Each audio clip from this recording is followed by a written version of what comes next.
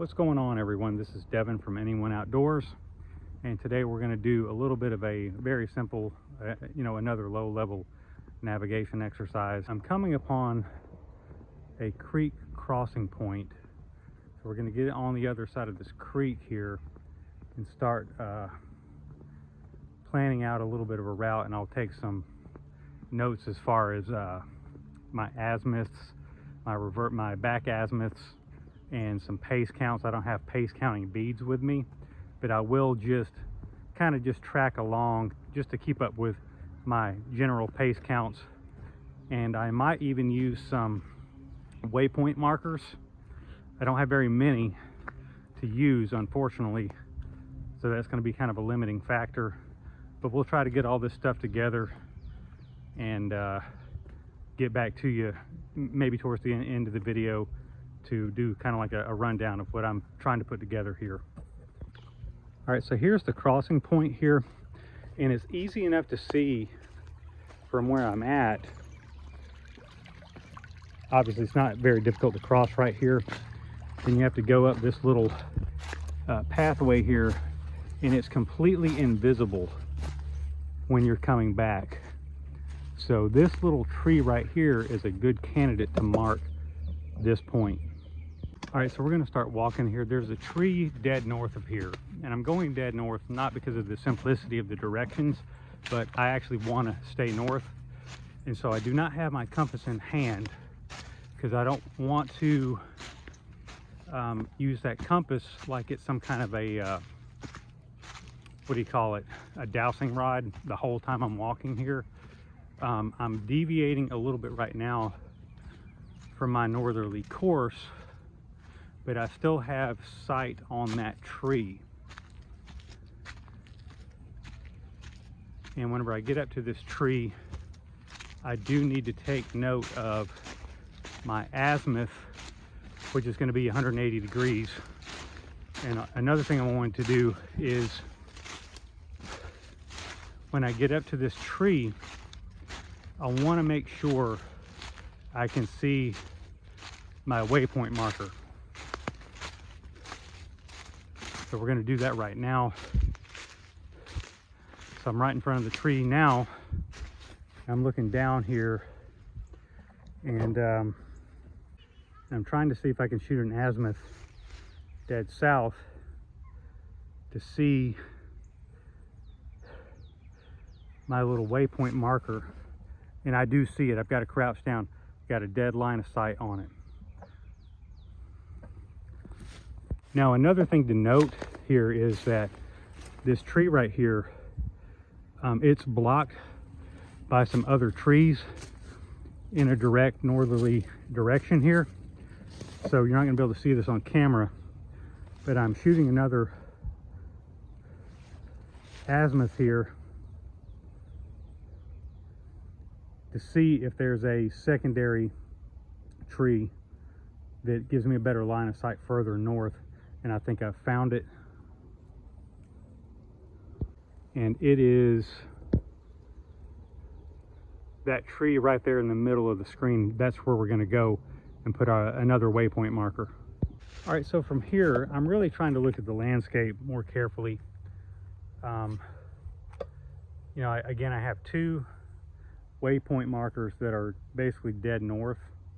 I'm looking down at the compass here to see if I can get oriented here, and I'm looking for an area that I just want to go. And I see a terrain feature here, and it is trying to see here right in front of me. It's actually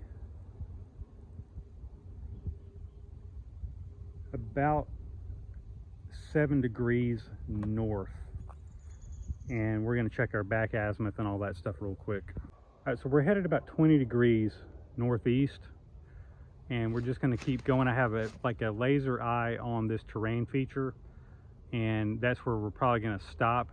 So let's continue here. All right, we're just trekking along here I don't know how you guys feel about these kind of videos, the hike-alongs, and I would like to advance a lot more into better route planning and that kind of thing, where I have all my moves pre-planned. I'm just not really there yet. I've got to get some maps printed. But there's this fallen tree just ahead of me that's just laying here kind of laterally. And I could walk a bit past this, which I may do. I just have to step over this. And this right here looks like a nice little spot. In fact, I may have been here just the other day looking at this tree, and this tree is a good pitching option for a small tarp. All right, so now we're just chilling out here in the woods. It rained quite a bit yesterday. I'm kind of looking downrange here at my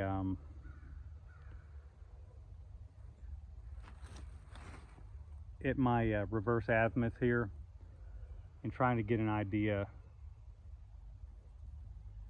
if I can see within my line of sight where my last waypoint marker is. I don't quite see it, but if I track southwest at 200 degrees, I can't not run into it. And then from that point, I'm going to swing around 20 degrees dead south. And then I will have to run into my other two waypoint markers. As I mentioned before, strangely enough, I have less trouble navigating through the more remote parts of this park. It's just finding that crossing point, that creek crossing point, is what gives me the most fits. So this video is not intended to be instructional. I'm just kind of learning as I go here.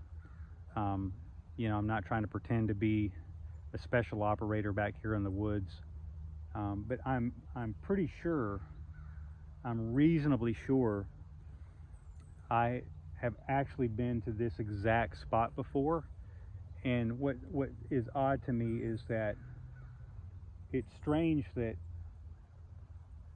even with not a great navigating plan, I just keep finding myself back at these exact same spots that I've been to before, but just getting to them slightly different ways.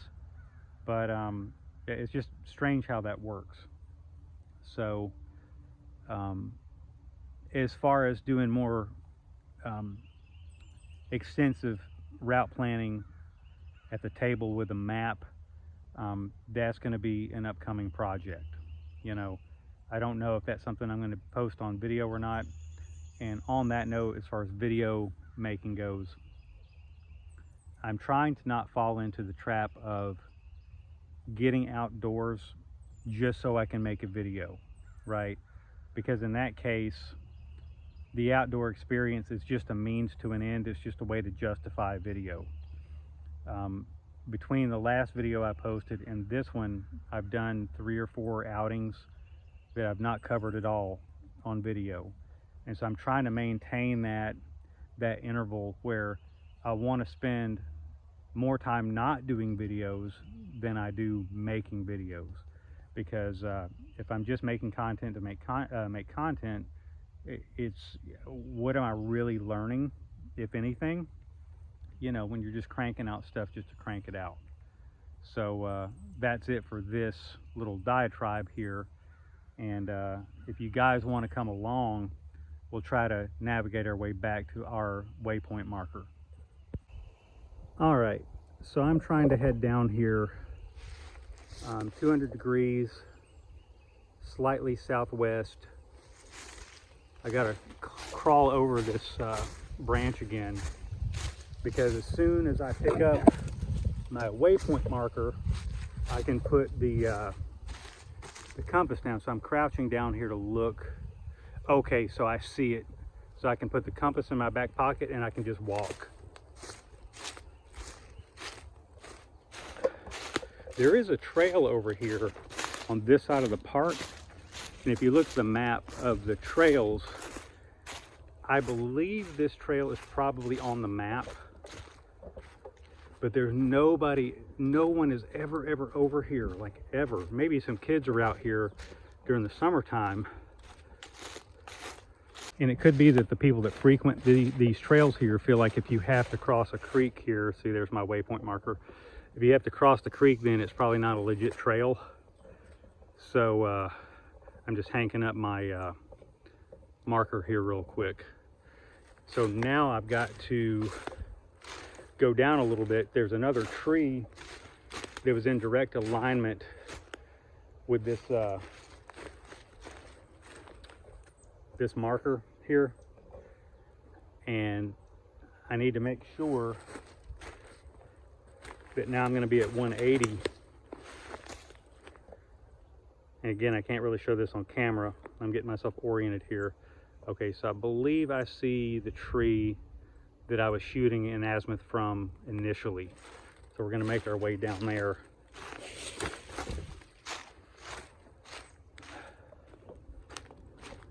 Yeah, that's the tree. There's nothing I can show you on camera to confirm that that's the tree, but that's the one. So we're already pretty much at the crossing point here.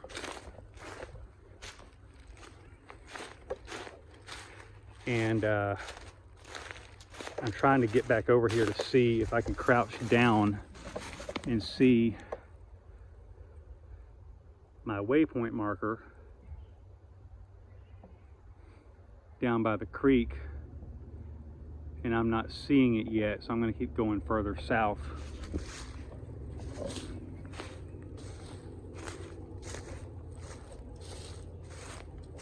There's like a little sapling that I hung it on.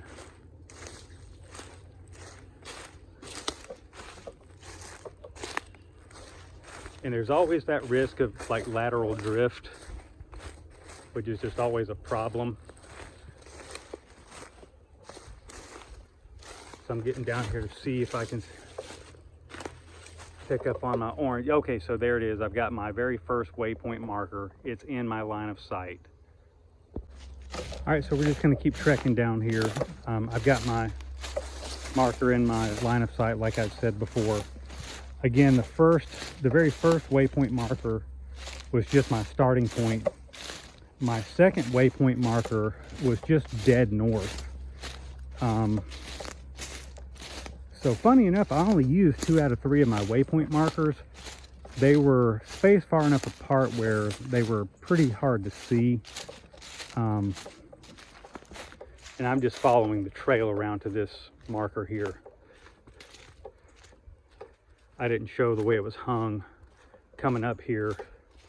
So this is an interesting point. This sort of lit area here, you can't really make it out that clearly on video, but this is an actual trail here, but the creek crossing is off the trail a little bit.